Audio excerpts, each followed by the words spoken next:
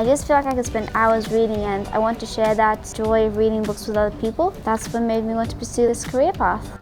For me, library studies is a combination of things that I've been interested in all my life, such as books and literature, and then also getting that kind of IT aspect of things as well. The thought of music potentially going to waste and being lost is really sad, so the idea of preserving it and archiving it for future generations just sounded really appealing. We're doing quite a lot of projects that are actually about, creating a display, about customer service, all of that kind of hands-on stuff.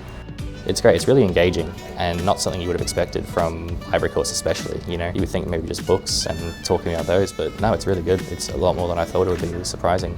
I'd definitely recommend it. If they have any interest in any sort of archival work, whether it be museums, art galleries, libraries, music and audio, yeah, anything like that, I'd definitely recommend it. I would definitely recommend this course to anyone I know who is interested in working in the library. The world needs more librarians.